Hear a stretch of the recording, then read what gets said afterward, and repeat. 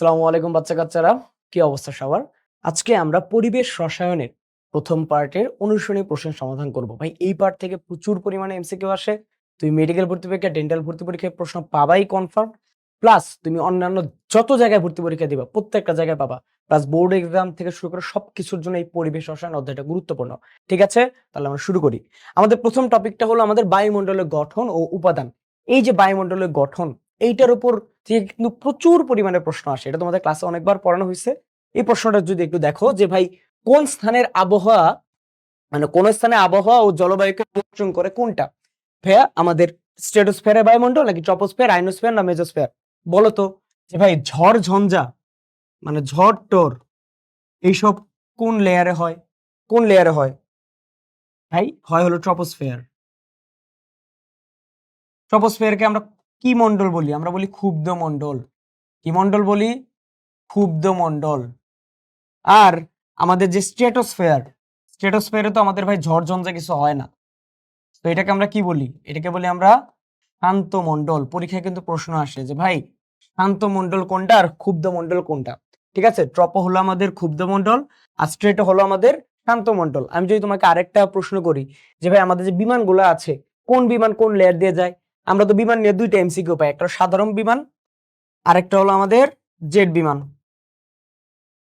একটা হলো সাধারণ বিমান আর একটা হলো জেট বিমান। বিমানের যে আমরা দুই ধরনের পাইছিলাম, তুমি মনে মনে উত্তর দাও তো যে সাধারণ বিমান গেছিল কোন দিক দিয়ে? ভাই সাধারণ বিমান যাইতো আমাদের ট্রপোস্ফিয়ারের লেয়ার দিয়ে।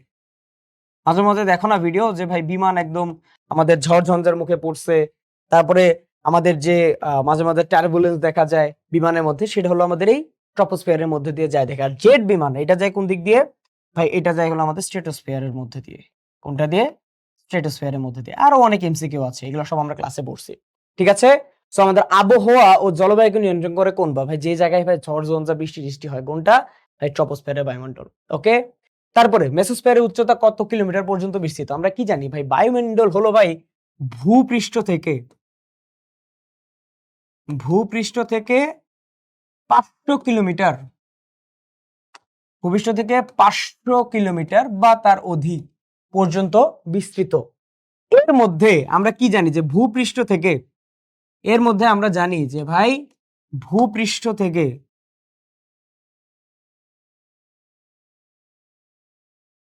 ভূপৃষ্ঠ থেকে আমাদের 15 কিলোমিটার পর্যন্ত কোন লেয়ার? ভাই ট্রপোস্ফিয়ার। তারপরে আমাদের 15 কিলোমিটার থেকে 50 কিলোমিটার পর্যন্ত কোন লেয়ার? ভাই স্ট্রেটোস্ফিয়ার। এগুলো সব তোমরা জানোই, জাস্ট আমি এমসিকিউ সলভ করানোর জন্য তোমাকে আরেকবার লিখে দিচ্ছি। তারপরে 50 কিলোমিটার থেকে 85 কিলোমিটার পর্যন্ত কোন লেয়ার? ভাই মেজোস্ফিয়ার। আর তারপরে আমাদের 85 থেকে 500 পর্যন্ত কোন লেয়ার ভাই? আমাদের একদম লাস্টের যে লেয়ার সেটা কি? আমাদের থার্মোস্ফিয়ার, বা যেটাকে আমরা বলি আয়নোস্ফিয়ার, অনেকগুলো নাম বলতে পারি। সেটা হলো থার্মোস্ফিয়ার। ওকে, এখন তাহলে আমাদের প্রশ্নটা কি যে ভাই মেজোস্ফিয়ারের উচ্চতা কত? তাহলে মেজোস্ফিয়ারের উচ্চতা কত? মেজোস্ফিয়ার আছে 3 নম্বরে, যেটা হলো 50 থেকে 85 কিলোমিটার। ঠিক আছে, সো উত্তর হবে 50 থেকে 85 কিলোমিটার। এরপরে বায়ুমণ্ডলে কোন স্তরের তাপমাত্রা সর্বাপেক্ষা বেশি? আমরা একটা জিনিস, একটা টার্ম সম্বন্ধে জানি, সেটা হলো ল্যাপস রেট। সেটা কি? Lapse rate. ল্যাপস রেট জিনিসটা কি? যে ভাই তাপমাত্রার পরিবর্তন। এটা কি আসলে? তাপমাত্রার পরিবর্তন কিসের সাথে? ভাই উচ্চতার সাপেক্ষে আর কি। সেটা হলো তাপমাত্রার পরিবর্তন। এখন এই যে তাপমাত্রার পরিবর্তন, উচ্চতা যত বাড়বে, উচ্চতা যত বাড়বে তত যদি আমাদের উচ্চতা যত বাড়বে তত যদি আমাদের তাপমাত্রা কমে যায়, যত আমাদের উচ্চতা বাড়বে তাপমাত্রা যদি কমে, সেটাকে আমরা বলি পজিটিভ ল্যাপস রেট। সেটাকে আমরা কি বলি? Positive lapse rate. মানে দেখো যে ভাই আমি নিচ থেকে যত উপরে যাচ্ছি আমার তো স্বাভাবিকভাবে তাপমাত্রা কমার কথা, তাপমাত্রা সবচেয়ে কমার কথা না? কিন্তু যদি সেটা কমে সেটাকে বলি পজিটিভ, কিন্তু যদি সেটা বাড়ে সেটাকে বলি আমরা নেগেটিভ। সো যদি আমাদের উচ্চতা বাড়ার সাথে সাথে তাপমাত্রাও বাড়ে, যেটা আসলে হওয়ার কথা না, যেটা আসলে হওয়ার কথা না। তাহলে সেটাকে আমরা কি বলি? সেটাকে আমরা বলি নেগেটিভ ল্যাপস রেট। সেটাকে আমরা কি বলি? Negative lapse rate. ঠিক আছে? সো পজিটিভ ল্যাপস রেট হলো তাপমাত্রা যখন কমে, মানে যেটা রেগুলার। আর নেগেটিভ কোনটা? যখন আমাদের তাপমাত্রা বাড়বে। এখন আমরা তাপমাত্রা সম্বন্ধে যদি জানি, যে আমরা তো তাপমাত্রা সম্বন্ধে পড়ছি, তাহলে যদি আমি ওইগুলো একটু বলি, যে ভাই আমরা কি জানি, যে ভাই ট্রপোস্ফিয়ার,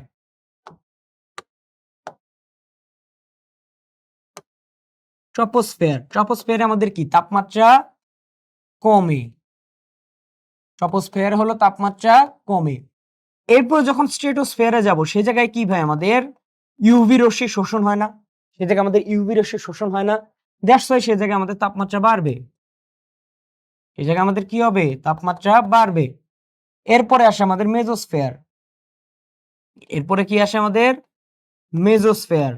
মেজোস্ফিয়ারে আমরা কি জানি? তাপমাত্রা আবার কমবে, তাপমাত্রা আবার কমবে। আর থার্মোস্ফিয়ার, ভাই নামের মধ্যেই আছে থার্মো, মানে তাপমাত্রা হলো বাড়বে। মানে কি ভাই? তাপমাত্রা বাড়বে। ঠিক আছে? তো এখন এই জায়গায় আমাদের আরো কিছু জানতে হয়, সেটা কি? আমাদের ভ্যালুগুলা জানতে হয়, যে ভাই আমাদের আসলে কোন জায়গায় তাপমাত্রাটা কেমন হয়, কোন জায়গায় তাপমাত্রাটা কেমন হয়। ঠিক আছে? যেমন ধরো ট্রপোস্ফিয়ারে আমাদের তাপমাত্রা কমবে, ট্রপোস্ফিয়ারে আমাদের তাপমাত্রা কমবে। ভাই ট্রপোস্ফিয়ারে মানে 15 কিলোমিটার পর্যন্ত।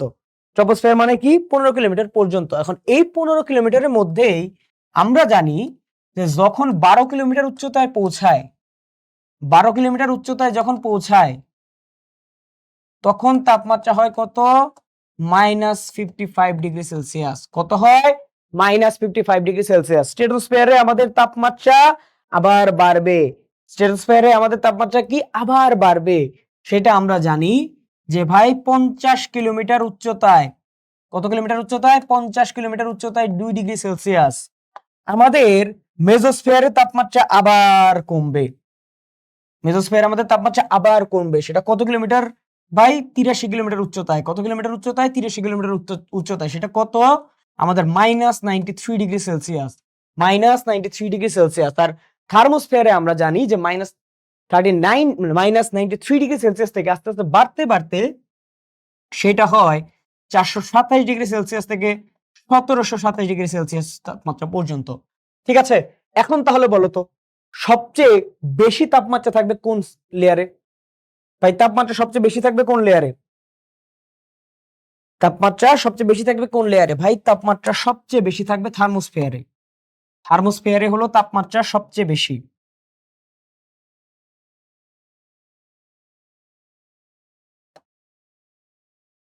আর মেজোস্ফিয়ার তাহলে কি সবচেয়ে কম, মানে এটাকে আমরা বলতে পারি শীতলতম। কত বলতে পারি? শীতলতম।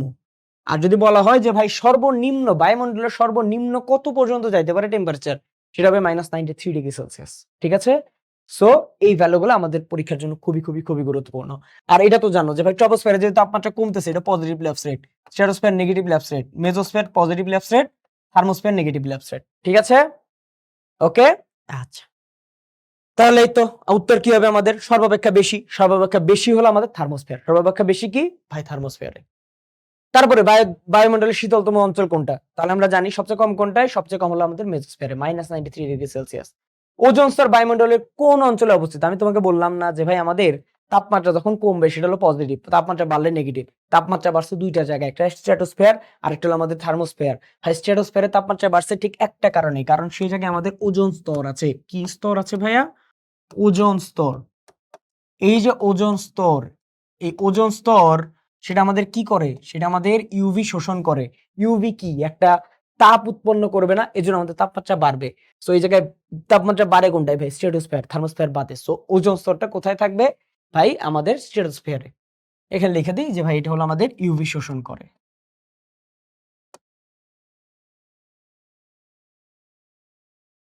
ঠিক আছে? ওকে। তারপর বায়ুমণ্ডলে কোন অঞ্চলে ঝড়-ঝঞ্ঝা বা ঘূর্ণিঝড়ের উৎপত্তি হয়? পড়ছি। কোনটায় ভাই? ট্রপোস্ফিয়ারে। কোনটায়? ট্রপোস্ফিয়ারে। এজন্য ট্রপোস্ফিয়ারকে আমরা কি বলি? ক্ষুব্ধ মণ্ডল বলি। আর স্ট্রেটোস্ফিয়ারকে শান্ত মণ্ডল। এরপরে বায়ুমণ্ডলের স্ট্রেটোমণ্ডলীয় স্তর ট্রপোমণ্ডলের ঠিক উপরে এবং এতে প্রধানত ওজোন থাকে। এ প্রেক্ষিতে স্ট্রেটোমণ্ডলে কোন বৈশিষ্ট্যটি প্রযোজ্য? মানে স্ট্রেটোস্ফিয়ারের ক্ষেত্রে কোনটা বোঝাচ্ছে? এক হলো জলবায়ু নিয়ন্ত্রণ করে, না। সূর্য থেকে আসা অতিবেগুনি রশ্মিকে শোষণ করে, হ্যাঁ। তাপমাত্রা পরিবহন ট্রপোমণ্ডলের মতো, না। তারপরে গ্রিন হাউসের প্রভাব নিয়ন্ত্রণে কোনো ভূমিকা নেই, আছে, কারণ এটা কি ওজোন লেয়ার আছে। তো ওজোন লেয়ার যদি ডিপ্লেট হয়ে যায় বা আমাদের ওই জায়গায় মানে ভেঙে চুরে যায়, ওই জায়গায় ফোটা হয়ে যায়, যেমন সিএফসি টিএফসি এগুলোর কারণে ফোটা হয় না, সো ফোটা হয়ে গেলে তো সমস্যা, তো তাপমাত্রা আমাদের বাড়বে। সো এই জায়গায় সূর্য থেকে আসা অতিবেগুনি রশ্মিকে শোষণ করে, এটা হলো সঠিক। ওকে, তারপর কোন গ্যাসটি বাতাসে সবচেয়ে বেশি পরিমাণে থাকে? ভাই আমরা কি জানি বায়ুমণ্ডলে যদি আমি টোটাল বলি 100%, এই 100% এর 78% থাকে কি নাইট্রোজেন, 21% থাকে কি ভাই অক্সিজেন, আর তারপরে তো কম বেশি সবই থাকে। কম বেশির মধ্যে ভাই 0.93% থাকে কি ভাই আর্গন। এবং এটাকে আমরা কি বলি যে ভাই নিষ্ক্রিয় গ্যাসের মধ্যে সর্বোচ্চ, আমরা বলি যে এটা হলো নিষ্ক্রিয় গ্যাসের মধ্যে সর্বোচ্চ, আমরা বলি নিষ্ক্রিয় গ্যাসের মধ্যে সবচেয়ে বেশি যেটা থাকে। এটা পরীক্ষা অনেকবার আসছে। ওকে, তারপরে যদি এক্সট্রা আরো বলি, এক্সট্রা হলো আমাদের 0.3% থাকে হলো পানি, মানে জলীয় বাষ্প, আর 0.03% থাকে কি আমাদের কার্বন ডাইঅক্সাইড। 0.03% কি থাকে কার্বন ডাইঅক্সাইড। এখন আমি তোমাকে যদি এক্সাক্ট ভ্যালুটা বলি যে ভাই আমাদের এই জায়গায় তো 78 বলছি, আমরা যদি হাজারি স্যারের ইনফরমেশনটা পড়ি, এটা হলো আমাদের গ্রস বলি, হাজারি স্যারে এটা আছে 78.09%, আর এই 21% আছে 20.95%। এগুলো হাজারি স্যারের ইনফরমেশন। ওকে, যে নাইট্রোজেন থাকবে 78.09% আর অক্সিজেন থাকবে 20.95%। ঠিক আছে, তাহলে এখন বলো সবচেয়ে বেশি আছে কোনটা? সবচেয়ে বেশি আছে হলো আমাদের নাইট্রোজেন, সবচেয়ে বেশি কি আছে নাইট্রোজেন। এবং মনে রাখবা যে ভাই নাইট্রোজেন গ্যাস এটা হলো নিষ্ক্রিয় মৌলের পর সবচেয়ে নিষ্ক্রিয়, নিষ্ক্রিয় মৌলের পর সবচেয়ে নিষ্ক্রিয়।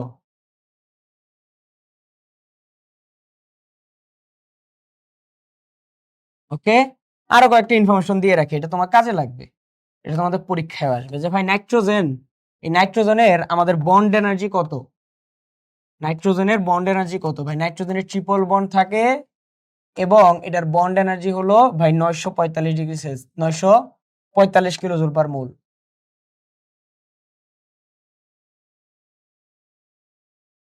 এটা ভাঙতে লাগে 3000 ডিগ্রি সেলসিয়াস, যেটা বজ্রপাতের সময় আসে। সেটা উত্তর কি হবে? এটা উত্তর হবে আমাদের নাইট্রোজেন। উত্তর কি নাইট্রোজেন। ঠিক আছে, সো এই জায়গায় ইনফরমেশন গুলো বুঝতে পারছো? ওকে, এরপরে ওজোন স্তর ক্ষয়ের জন্য কোনটা দায়ী? ভাই ওজোন স্তর ক্ষয়ের জন্য সবচেয়ে বেশি যে জিনিসটা দায়ী সেটা হলো আমাদের হ্যালোজেনেটেড কম্পাউন্ড। কি ভাই? হ্যালোজেনেটেড কম্পাউন্ড, মানে হ্যালোজেন গুলো যে কম্পাউন্ডে থাকবে, এবং আমরা বলি সিএফসি। আমরা কি বলি? সিএফসি।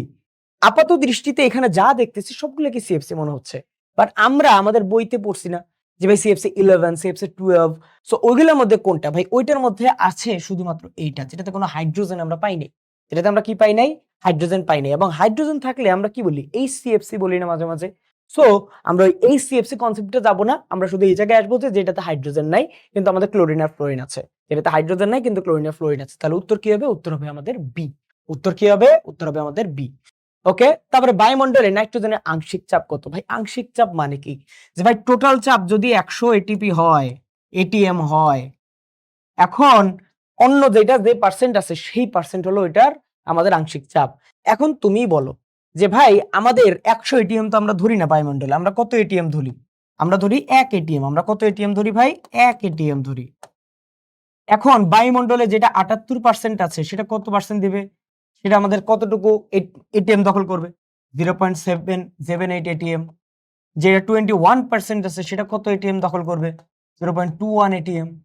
তো এই জায়গায় দেখো যে ভাই টোটাল বায়ুমণ্ডলে যদি আমাদের অ্যাটমসফেরিক প্রেসার হয় 1, ঠিক আছে, 1 অ্যাটমসফেরিক প্রেসার, এর মধ্যে যদি 78% থাকে আমাদের নাইট্রোজেন, তাহলে সেই 100% এর মধ্যে 78% হবে সে, তাহলে আমাদের 1 এটিএম এর মধ্যে কত হবে ভাই? 0.78 এটিএম। আর অক্সিজেন বলে সেটা হয়তো 0.21 এটিএম বা আমাদের 0.2095, যেটাকে আমরা 21 লিখতে পারি। ঠিক আছে, বুঝতে পারছো? সো 1 এটিএম হলো টোটাল বায়ুমণ্ডলের, 78 হলো নাইট্রোজেনের, আর এই 21 হলো কোনটার? অক্সিজেনের। ওকে, সাইডে লিখে দিই যে ভাই নাইট্রোজেন আছে 78, অক্সিজেন আছে 21। আচ্ছা, তারপরে সাইক্লোন তৈরি হইতে আমাদের সাগরের পানির তাপমাত্রা সর্বনিম্ন কত থাকতে হয়? সাইক্লোন তৈরি হইতে ভাই টেম্পারেচার কত লাগছে ভাই?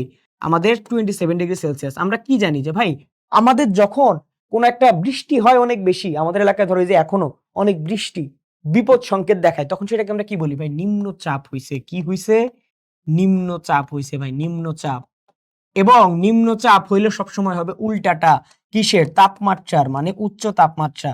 সো মনে রাখবা যে ভাই যখন নিম্নচাপ আর উচ্চ তাপমাত্রা এই দুইটা কন্ডিশন থাকবে তখন দুইটা জিনিস হবে। তখন দুইটা জিনিস হবে। কি কি? এক নাম্বার ভাই সাইক্লোন তৈরি হবে। কি হবে? সাইক্লোন বা ঘূর্ণিঝড় তৈরি হবে। দুই নাম্বার ভাই বাস্তব গ্যাসগুলো আদর্শ গ্যাসের মতন আচরণ করবে।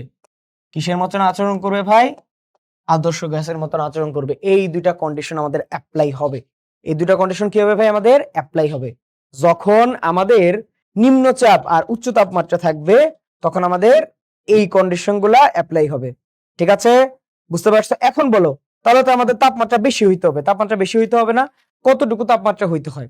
আমাদের তাপমাত্রা হইতে হয় কত? 27°C। মাঝে মাঝে এটার ফারেনহাইটে আসবে। সেটা ফারেনহাইট কত? 80°F। সেটা ফারেনহাইট কত ভাই? 80°F। সো উত্তর হলো 27°C। আর যদি ফারেনহাইটে থাকে তাহলে হলো 80°F। যদি আমাদের ক্যালভিনে থাকে, ক্যালভিনে থাকলে হলো 300 ক্যালভিন। ঠিক আছে, আর বলো তো যে ভাই আমাদের যে সাইক্লোনের গতিবেগ কত? তোমরা মনে মনে উত্তর দাও। সাইক্লোনের গতিবেগ কত? এই যে অনেকে পেরে গেছে কিন্তু আমি জানি। কত? 63 km/h বা 40 miles/h। ঠিক আছে, এটা কিন্তু পরীক্ষায় আসে ভাই। গতিবেগ কত? 63 km/h বা আমরা বলি 40 miles/h। ওকে, আচ্ছা। তারপর ভ্যান ডার ওয়ালস সমীকরণে ধ্রুবক এ এর সাথে সম্পর্কযুক্ত কোনটি? ভাই এ মানেই মনে করবা ভাই, আমরা ক্লাসে বলি সবসময় এ মানে বুঝবা অ্যাট্রাকশন। এ মানে কি বুঝবা? অ্যাট্রাকশন। অ্যাট্রাকশনের বাংলা কি? অ্যাট্রাকশনের বাংলা হলো আকর্ষণ। আকর্ষণ কোনটাই আছে সেটাই হবে উত্তর। আকর্ষণ কোনটা? আকর্ষণ হলো আন্তঃনবিক আকর্ষণ। আর আমাদের বি দ্বারা বোঝায় হলো আয়তন। ঠিক আছে, আয়তনের পরিবর্তনে। তারপরে 2.24 লিটার গ্যাসে এনটিপিতে বলছে আর কি কতটি কার্বন ডাই অক্সাইড অণু থাকে? ভাই এই রিলেটেড ম্যাথ তোমার বারবার আসবে, অনেকবার আসবে। বলো তো এক মোল গ্যাসে আমাদের অণু থাকে কয়টা? অণু থাকে 6.023 × 10⁻23। বলো তো এক মোল গ্যাসে আমাদের কত লিটার? 22.4 লিটার। কত ভাই? 22.4 লিটার। এখন আমাদের আছে 2.24 লিটার। আমাদের এই জায়গায় আছে কি? এই জায়গায় আছে আমাদের 2.24 লিটার। এই জায়গায় আছে আমাদের 2.24 লিটার। ভাই আমাদের 22.24 লিটারে, আমাদের 22.24 লিটারে যদি হয় এক মোল, 2.24 লিটারে কত মোল হবে? 2.24 এ হবে আমাদের 0.1 মোল। কত হবে ভাই? 0.1 মোল। ঠিক আছে, 2.24 এ কি হবে? 0.1 মোল। এখন এক মোলে যদি থাকে আমাদের 6.023 × 10⁻23, তাহলে 0.1 মোলে কত থাকবে? আমি 10 দ্বারা ভাগ করে দেব। কি করে দেব? 10 দ্বারা ভাগ করে দেব। তাহলে উপরে যে 23 আছে এটা 22 হয়ে যাবে। কি হয়ে যাবে? 22 হয়ে যাবে। আবার তোমাকে বোঝাই, দেখো এই জায়গায় আমাদের কি আছে, আমি তোমাকে ম্যাথ করার জন্য আমি দিচ্ছি যে ভাই এই জায়গায় 2.24 লিটার এর কি ভি। এখন আমরা কি জানি যে ভাই এক মোলে থাকবে 22.4 লিটার। এখন আছে 2.24 লিটার, তার মানে আমাদের মোল কত? মোল হলো 0.1 মোল। ওকে, এক মোলে আমাদের অণু থাকে কয়টা? 6.023 × 10⁻23। এখন আছে 0.1 মোল, তার মানে কি? আমি 10 দ্বারা ভাগ করে দিব। সো আমাদের অণু সংখ্যা হবে কত? এটাকে 10 দ্বারা ভাগ করলে হবে 10⁻22। সো অণু সংখ্যা হবে বি নাম্বারটা 6.023 × 10⁻22। বুঝতে পারছো যে ভি, তার মানে মোল বের করলাম। এক মোলে থাকে এতগুলো অণু, তাইলে এত মোলে কত থাকবে? ওকে, বায়ুতে কর্পূরের দ্রবণ কোন প্রকারের দ্রবণ? ভাই কর্পূরটা কি? কর্পূরটা হলো আমাদের কঠিন যৌগ, সলিড সাবস্টেন্স। আর বায়ু কি? বায়ু হলো গ্যাস। বায়ু কি? গ্যাস। এখন বায়ুতে কর্পূর আছে মানে গ্যাসে কঠিন পদার্থ আছে, তার মানে কি? গ্যাসে কঠিন পদার্থ আছে। ডান, উত্তর কি হবে? গ্যাসে কঠিন পদার্থের দ্রবণ। জাস্ট একদম বেসিক জিনিস থেকে দুইটা লিখবা, উত্তর। ডান। এরপরে নিচের কোন সমীকরণটি বয়েলের সূত্র প্রকাশ করে? আমরা তিনটা সূত্র পাই ভাই। তিনটা সূত্র খুবই খুবই খুবই গুরুত্বপূর্ণ। তিনটা না, সরি 4টা সূত্র। আমি যদি তোমাকে একবার একটু লিখে দিই তাহলে ব্যাপারটা দেখো। এক হলো বয়েল, তারপর হলো চার্লস, তারপর হলো গে লুসাক, বা যেটাকে আমরা বলি চাপীয় সূত্র, তারপর হলো আমাদের অ্যাভোগাড্রো।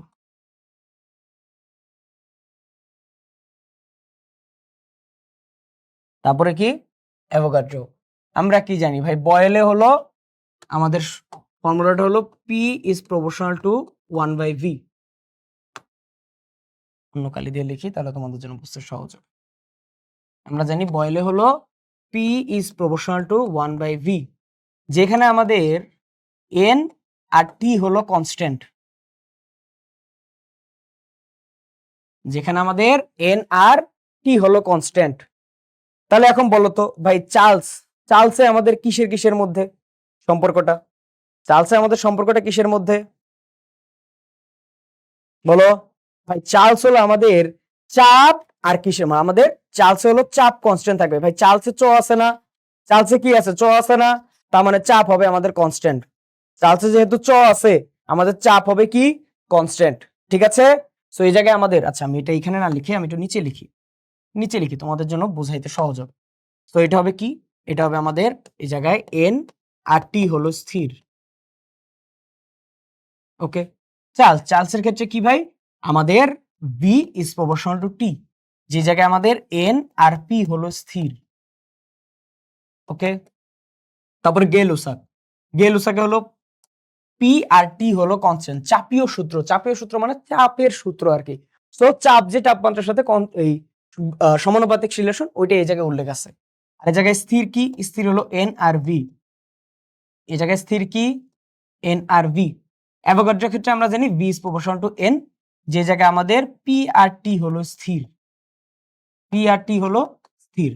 এখন এইটা থেকে তোমার নানান ধরনের প্রশ্ন আসবে, এখান থেকে তোমাদের নানান ধরনের প্রশ্ন আসবে। কেমন প্রশ্ন আসবে? শুরুতে প্রশ্ন আসবে ভাই এটার ইকুয়েশনটা কেমন, এটার ইকুয়েশনটা কেমন আপনি একটু বলেন তো ভাই, এটার ইকুয়েশন কি হবে? ভাই আমরা জানি P1V1 is equal two P2V2। এখন আমাদের ভি আর টি যেহেতু কনস্ট্যান্ট, এটা ক্ষেত্রে কেমন হবে? V1 by V2 is equal to T1 by T2, যেহেতু আমাদের সমানুপাতিক সম্পর্ক, যেহেতু আমাদের কি সমানুপাতিক সম্পর্ক। গেলুসাকের ক্ষেত্রে কি হবে ভাই? P1 by P2 is equal to T1 by T2। অ্যাভোগাড্রোর ক্ষেত্রে কি হবে ভাই? V1 by V2 is equal to N1 by N2। সরাসরি পরীক্ষায় আসবে যে ভাই কোনটার এক্সপ্রেশন কেমন, পরীক্ষার জন্য খুবই গুরুত্বপূর্ণ। দেন আমাদের প্রথম তিনটার ক্ষেত্রে আসে যে ভাই কোনটার ক্ষেত্রে গ্রাফকে আমরা কি বলি? ভাই দেখো ওই জায়গায় কি তাপমাত্রা কনস্ট্যান্ট না, সো এটার লেখকে আমরা বলি আইসোথার্মিক।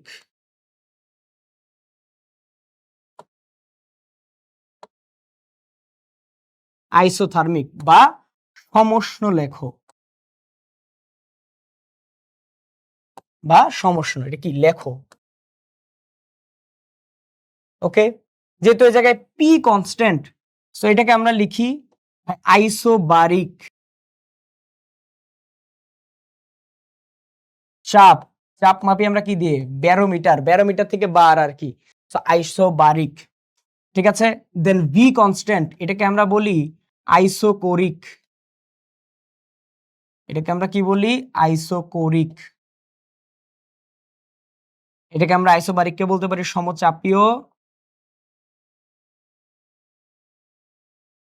এটাকে বলতে আমরা সম আয়তনিক।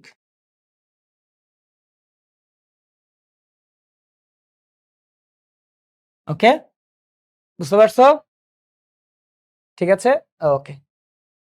আচ্ছা, এটা হলো আমাদের কোনটার এক্সপ্রেশন কেমন, কোনটার এক্সপ্রেশন কেমন। ভাই এটা থেকে পরীক্ষা প্রশ্ন আসবেই, এখান থেকে ভাই পরীক্ষা প্রশ্ন আসবেই, আসবে মানে আসবেই, কোনো মিস নাই। ঠিক আছে, কোনটার এক্সপ্রেশন কি। ওকে, ডান। এখন তুমি দেখো তাহলে উত্তর কি হবে? উত্তর হবে আমাদের P1V1 is equal two P2V2। ঠিক আছে, P1V1 ইকুয়াল টু P2V2। এখন এই বয়েলের সূত্র যেহেতু আমাদের পড়তেছি, যেহেতু বয়েলের সূত্র পড়তেছি, আমরা একটু গ্রাফ পড়ে নেই। বয়েলের গ্রাফ জাস্ট একবার একটু দেখে নাও, একবার, জাস্ট একবার। সেটা কি যে ভাই বয়লের ক্ষেত্রে আমরা 3টা গ্রাফ পাই। বয়লের ক্ষেত্রে আমরা কয়টা গ্রাফ পাই? 3টা গ্রাফ পাই।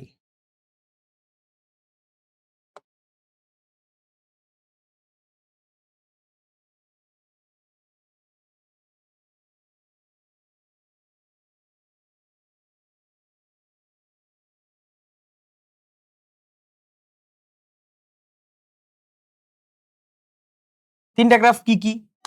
একটাতে হলো আমাদের পি আর ভি, আমি কোনো চেঞ্জ করব না, আচ্ছা আমি পি আর ভি আমি এখানে তোমাদের বই অনুসারে লিখি, নিচে হলো আমাদের পি, এ জায়গায় হলো ভি। ওকে, আরেকটা হলো কি যে ভাই P is proportional to IV ছিল না, তো এই জায়গায় আমরা আইভি দিয়ে দিলাম। ওকে, তারপরে দেখো এই যে আমাদের যে পি আর ভি ছিল ওই আইভিটা এই জায়গায় দিলাম। তারপর আরেকটা কি P R PV, P R PV. ঠিক আছে, কোনটার গ্রাফ আসলে আমার কেমন হয়? ভাই দেখো পি আর ভি এটা কি একটার একটা ব্যস্তানুপাতিক না? পি আর ভি কি ভাই একটার একটা ব্যস্তানুপাতিক না? তাহলে বলো যদি আমাদের একটার একটা ব্যস্তানুপাতিক হয় তাহলে গ্রাফটা কেমন হবে? পি আর ভি যেহেতু একটার একটার ব্যস্তানুপাতিক, তার মানে আমাদের গ্রাফটা কেমন হবে? আমাদের এটা হবে এইরকম। ঠিক আছে, এটাকে আমরা কি বলি? এটাকে বলি আমরা হাইপারবোলা বা অধিবৃত্ত। ওকে, তারপর পি আর 1/v, ভাই দেখো এটার একটার একটার কি সমানুপাতিক না? সমানুপাতিক হলে কি হবে? সমানুপাতিক হলে আমাদের এরকম একটা লেখা হবে, একটা লাইন হবে। ওকে, তারপরে পি আর ভি, দেখো পি আর পিভি, আমরা এই জায়গায় দেখো P is proportional two 1/v, এই ভিটাকে যদি এই পাশে নিয়ে আসি তাহলে কি পিভি ইজ ইকুয়াল টু একটা কনস্ট্যান্ট হয় না? পিভি ইজ ইকুয়াল টু একটা কনস্ট্যান্ট না? তার মানে তুমি পি এর যত চেঞ্জই করো পিভির কোনো চেঞ্জ হবে না, সো এটা হবে একটা কনস্ট্যান্ট। এটা হবে কি একটা কনস্ট্যান্ট রেখা, ঠিক আছে, পরীক্ষায় আসবে, এটা ভাইয়া পরীক্ষায় আসবে যে ভাই কোনটা কেমন। আর সবচেয়ে বেশি যেটা আসে যে ভাই এই গ্রাফটা দেখতে আসলে কেমন, এটা হলো ভাই অধিবৃত্তাকার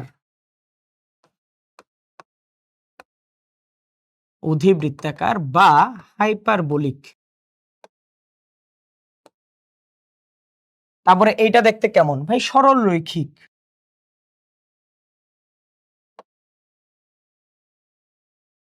আর এইটা দেখতে কেমন ভাই? এক্স অক্ষের সমান্তরাল।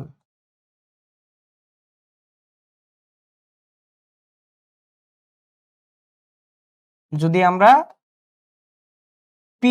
পিভি কে আমি যদি ওয়াই অক্ষে রাখি, তাহলে এইটার যে গ্রাফটা হবে মানে পিভির যে গ্রাফ সেটা হবে আমাদের এক্স অক্ষের সমান্তরাল। ঠিক আছে, বুঝতে পারছো? সো কোনটার গ্রাফ কেমন এটা পরীক্ষায় আসবে। তাহলে আমরা কি জানি? পি আর ভি এর মধ্যে থাকলে সেটা হবে অধিবৃত্তাকার, পি আর 1/v এর মধ্যে হবে সেটা সরল রৈখিক, আর পিভি আর পি এর মধ্যে হলে সেটা হবে এক্স অক্ষের সমান্তরাল। ডান।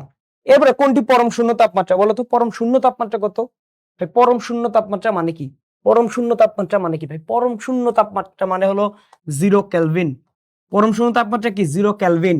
সো এই জায়গায় 0 কেলভিন কোনটা? ভাই দেখো আমরা একটা কনভার্সন সবসময় মাথায় রাখবো, C/5 is equal two F-32/9 is equal two আমাদের কে -273/5। এটা সবসময় মাথায় রাখবো। যদি কখনো আমার ভ্যালু মনে না থাকে তখন আমি একটু কষ্ট করে বের করে নিব। যদি আমাদের মনে না থাকে সি আর এফ এর মধ্যে কনভার্সন আসতেই পারে, এটা তোমাদের ফিজিক্সে কিন্তু লাগবে, সো ওই ক্ষেত্রে আমরা একটু বের করে নিব।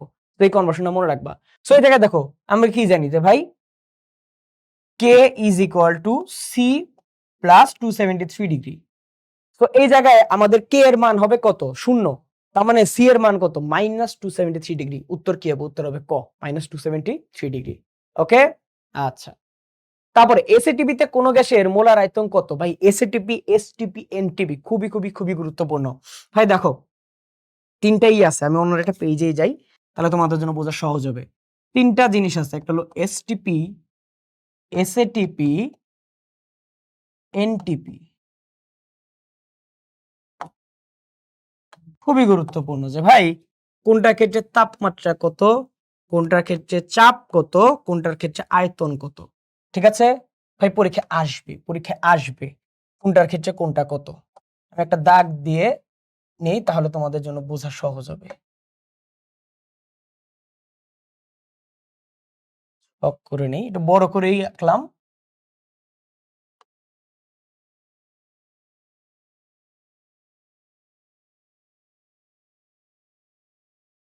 ওকে, দেখো ভ্যালুগুলা দুই একটা ভ্যারিয়েবল, একটু দুই একটা জায়গায় তুমি একটু ভ্যারিয়েবল পাবা, বাট সবচেয়ে গ্রহণযোগ্য যেটা সেটা আমি লিখতেছি। তো দেখো এসটিপির ক্ষেত্রে আমাদের টেম্পারেচার কত? এসটিপি ক্ষেত্রে আমাদের টেম্পারেচার হলো ভাই 0°C। কত ভাই? 0°C। কত? 0°C। এখন 0°C কে আমরা কত লিখতে পারি? আমরা লিখতে পারি 273 কেলভিন। 273 কেলভিন। ওকে, এসটিপি মানে হলো অ্যাম্বিয়েন্ট টেম্পারেচার, মানে 25°C বা কক্ষ তাপমাত্রা, মানে কত? 298 কেলভিন। এনটিপি হলো ভাই নরমাল টেম্পারেচার, এটা হলো আমাদের 20°C বা 293 কেলভিন। ওকে, ঠিক আছে। তারপর এই জায়গায় আমাদের এসটিপিতে আমরা প্রেসার কত ধরি বলতে পারবা কেউ? আচ্ছা মনে রাখো, মানে মনে মনে বলো, এসটিপিতে আমরা কত বলি আমরা ভাই 180 এম। কত? 180 এম, বা আমরা বলি 101.325 কিলো প্যাসকেল। 180 এম বা 101.325 কিলো প্যাসকেল। এসএটিপির ক্ষেত্রে আমরা এটাকে ধরি 100 কিলো প্যাসকেল। কত ধরি? 100 কিলো প্যাসকেল। এনটিপির ক্ষেত্রে আমরা 180 এম ও ধরতে পারি বা 100 কিলো প্যাসকেলও ধরতে পারি, হোয়াট এভার, যে কোনো একটা ধরলেই হয়। আমরা 100 কিলো প্যাসকেলই ধরি মেইনলি। ভলিউম ভাই যেটা সবচেয়ে বেশিবার পরীক্ষায় আসে, এই এসটিপির ক্ষেত্রে ভলিউম কত? 22.4 লিটার। এসিটিপির ক্ষেত্রে কত? 24.789 লিটার। এনটিপির ক্ষেত্রে কত ভাই? 24.04 লিটার। 24.04 লিটার। পরীক্ষায় আসবে, ঠিক আছে, পরীক্ষায় আসবে, এখান থেকেই প্রশ্ন আসবে যে ভাই কোনটায় আমাদের কিসের মান কত, কোনটায় কিসের মান কত, ভাই পরীক্ষায় আসবে, ঠিক আছে। আচ্ছা তোমার জন্য আরেকটু, আচ্ছা অনেকে রাগ করতে পারো যে ভাই আপনি হাজারি স্যারের পুরাটা কেন লিখলেন না, ঠিক আছে। 22.414 লিটার, এটা হাজারি স্যারের বইয়ের মান, বা তুমি এটাকে শুধু 22.4 লিটার লিখতে পারো। তাহলে এখন বলো তো যে ভাই এসিটিপিতে কোন গ্যাসের মোলার আয়তন কত? এসিটিপিতে হলো ভাই আমাদের 24.789 লিটার, আর এসটিপিতে বললে 22.4 লিটার, ঠিক আছে। সো এই ভ্যালুগুলো অবশ্যই অবশ্যই অবশ্যই মাথায় রাখবা। তারপর ভাই এসটিপিতে 1 মোল সালফার ডাইঅক্সাইড গ্যাসের আমাদের আয়তন কত? ভাই আমার কোন গ্যাস আছে, কি আছে, কম্পাউন্ড আছে আমার দেখার দরকার নেই, 1 মোল বলছে, এসটিপি বলছে, তার মানে উত্তর হবে 22.4 লিটার। তারপর গ্যাসের ঘনত্ব নির্ণয়ের সমীকরণ কোনটা? ভাই এটা আমরা একটু বের করে দেখি তো, একটু বের করেই দেখি, তাহলে দেখি একটু যে ভাই আমরা কি জানি যে ভাই আমি যখন বয়েল চার্লস সবগুলো সূত্র মিলাবো তখন আমরা কি পাবো? PV is equal to nRT. PV is equal to কি ভাই? এনআরটি। আমরা ঘনত্বের সমীকরণ কি জানি? যে ডি ইজ ইকুয়াল টু, আমরা কি জানি? Rho is equal to M by V. তার মানে ওই এম বাই ভি কে আমরা লিখতে পারি ডাব্লিউ বাই ভি। আমরা ডাব্লিউ বাই ভি লিখতে পারি, কি লিখতে পারি? ডাব্লিউ বাই ভি, মানে কতটুকু মোলার আছে। আমরা আবার এন ইজ ইকুয়াল টু কি জানি? এন ইজ ইকুয়াল টু জানি W by M. N is equal to কি জানি? W by M. তো আমি এই ইকুয়েশন গুলোকে সাইডে রাখলাম, সাইডে রেখে এখন আমি একটু ম্যাথ করব। এই জায়গায় যদি আমি ম্যাথ করি PV is equal to nRT, তো এই জায়গায় আমি ভি ইজ ইকুয়াল টু কি জানি? W by D. V is equal to W by D, ঠিক আছে, ডাব্লিউ বাই ডি। সো এটা আমি বসাইলাম W by D. N is equal to কি জানি? W by M R T. বসাইতে পারি না আমি? এই যে এটা ইকুয়াল টু কি আমি লিখতে পারি না যে ভাই V is equal to W by D? এটাই জাস্ট এখানে বসাইছি, এখানে বসাইছি। তো এই জায়গায় তুমি একটু দেখো তো যে ভাই আমাদের উপরের ডাব্লিউ, এই উপরের ডাব্লিউ কাটাকাটি যায় না, এই দুটা ডাব্লিউ হলো কাটাকাটি যায়।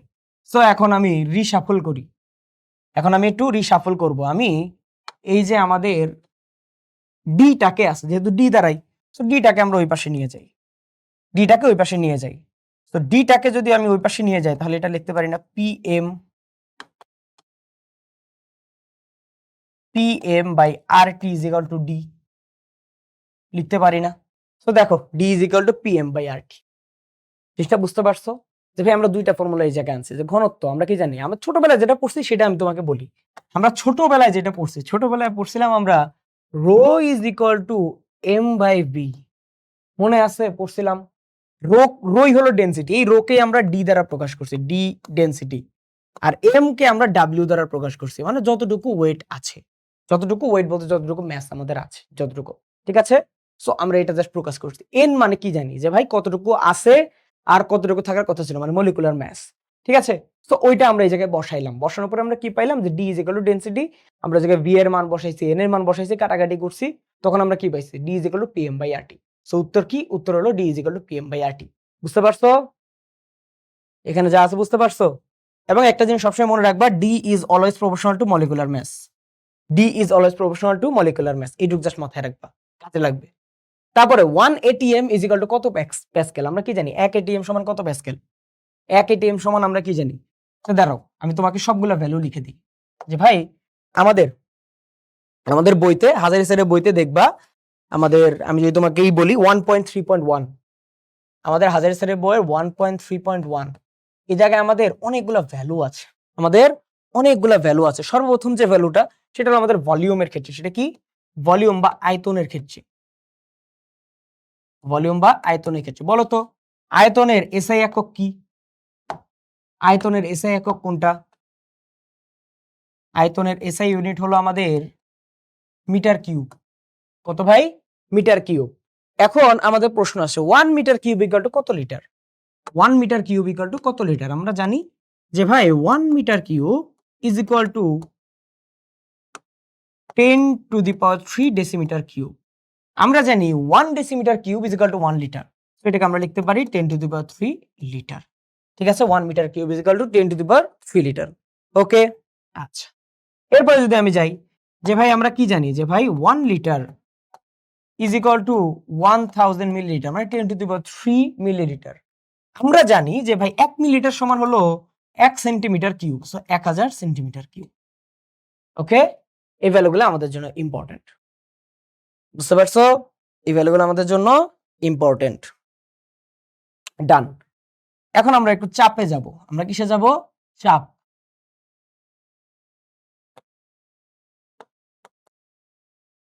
তোমরা একটু মনে মনে বলো তো যে ভাই চাপের এসআই ইউনিটটা কি?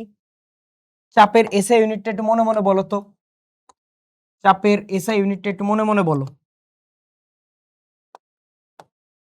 চাপের এসআই ইউনিট হলো আমাদের প্যাসকেল, কি ভাই? প্যাসকেল। এখন আমরা অ্যাটমসফেরিক প্রেসার থেকে শুরু করব কি ভাই? অ্যাটমসফেরিক প্রেসার থেকে। আমরা জানি 1 atmospheric pressure is equal to 760 millimetre mercury. এটাকে আমরা আরেকটা ভাবে লিখতে পারি যে 76 সেন্টিমিটার মার্কারি। লিখতে পারি না? বলো তো লিখতে পারি কি পারি না? এটাকে আমরা লিখতে পারি। আমরা জানি যে 1 atmospheric pressure is equal two 101,325 101,325 Pascal. এটাকে যদি আমি একটু কিলো প্যাসকেলে কনভার্ট করি, এটাকে আমরা লিখতে পারি 101.325 কিলো প্যাসকেল। লিখতে পারি কি পারি না? আমরা লিখতে পারি কি পারি না? পারি।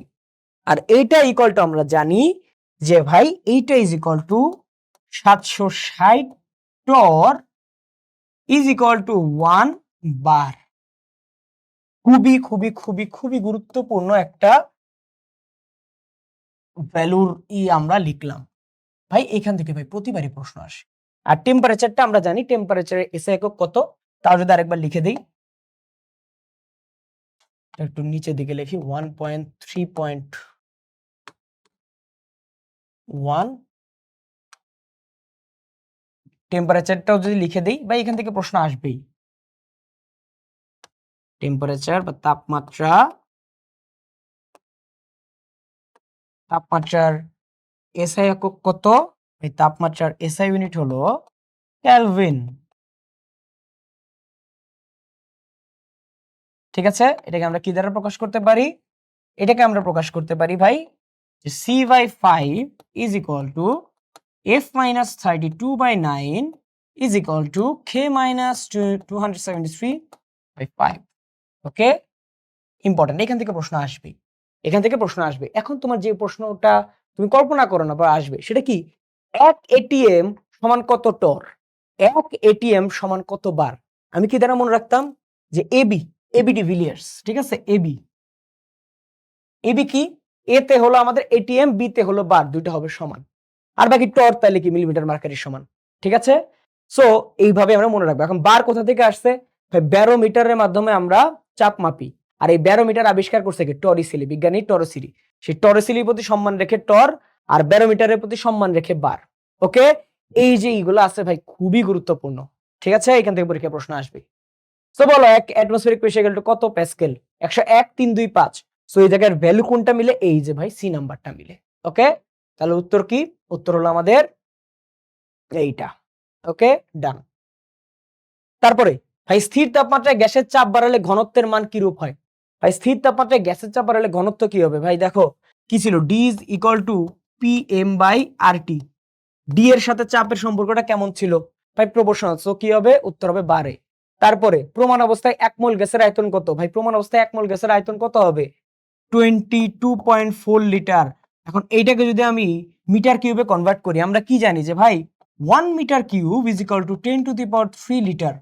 তো 1 লিটার সমান কত হবে, ভাই 1 লিটার সমান হবে 10⁻³ মিটার কিউব। তাহলে 22.4 লিটার ইকুয়াল টু কি হবে, 22.4 ইন্টু 10⁻³ মিটার কিউব। উত্তর কি হবে, ডি নাম্বার। ওকে, তারপর এ ও বি গ্যাসের মোল সংখ্যা যথাক্রমে এত হলে মিশ্রণের চাপ যদি এত হয়, তাহলে এই গ্যাসের আংশিক চাপ কত। আমরা সর্বপ্রথম যখন আংশিক চাপ বের করতে চাই, প্রথমে আমরা মূল ভগ্নাংশ বের করি। তো আমাদের এ গ্যাসের মূল ভগ্নাংশ বের করতে হবে। তো এ গ্যাসের ক্ষেত্রে আমাদের মূল ভগ্নাংশ কত, টোটাল যত মোল আছে তার মানে 10 + 30 প্লাস হলো এ, তাহলে এটা কত, 1/4। কত, 1/4। এখন যদি আমি এ এর ক্ষেত্রে, এটা হলো এ এর মূল ভগ্নাংশ, যদি আমি এ এর ক্ষেত্রে আংশিক চাপ বের করতে চাই, তাহলে এনপি ইজ ইকুয়াল টু কি হয়, এনপি ইজ ইকুয়াল টু কি হয় ভাই, এনপি ইজ ইকুয়াল টু হবে ভাই আমাদের আংশিক চাপ ইকুয়াল টু হবে যত মোল ভগ্নাংশ ইনটু মোট চাপ, ইনটু কি ভাই, মোট চাপ। সো এটা কাটাকাটি করলে কত আসে, 3। সো উত্তর কি হবে, 3 এটিএম। উত্তর কি হবে, 3 এটিএম। ওকে, আমরা শুরুতে কি মোল ভগ্নাংশ বের করছি, তারপর এটাকে মোট চাপ দ্বারা গুণ করে দিচ্ছি, ডান। তারপর আমাদের এসটিপি তে 3.2 গ্রাম একটি গ্যাস এত আয়তন দখল করে রাখলে গ্যাস কি হইতে পারে, ভাই দেখো একটি গ্যাস এত আয়তন দখল করছে, এটা কত, 2.24 লিটার, মানে এটা হলো 0.1 মোল। 0.1 মোল। এখন 0.1 মোলের একটার আমাদের মানে ম্যাস যদি হয় 3.2 গ্রাম, তাহলে 1 মোল হলে সেটা কত হবে, 1 মোল হলে সেটা হবে 10 দ্বারা গুণ, কি হবে, 10 দ্বারা গুণ।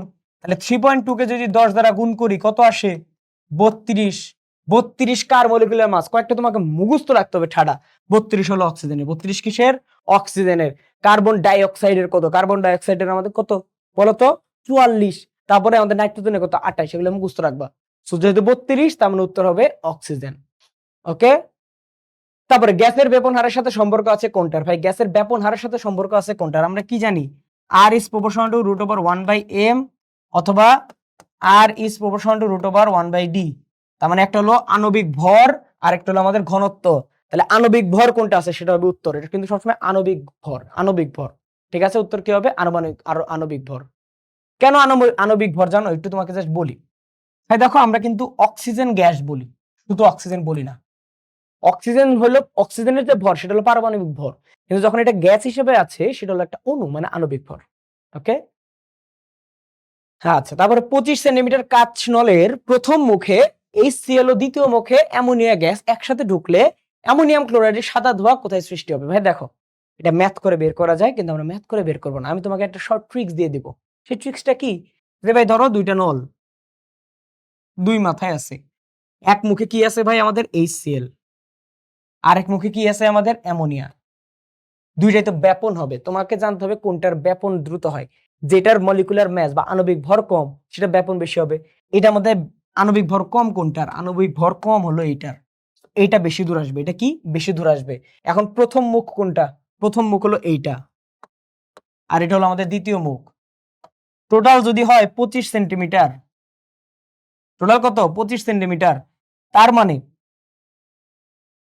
টোটাল যদি হয়, হ্যাঁ খুবই দুঃখিত, টোটাল যদি হয় 25 সেন্টিমিটার, তার মানে মাঝ বরাবর কত, মাঝ বরাবর হলো 12.5 সেন্টিমিটার। এখন প্রথম মুখের চেয়ে বেশি দূরে আসছে না, তার মানে প্রথম মুখ থেকে 12 সেন্টিমিটারের কম দূরত্বে, এটা হবে উত্তর।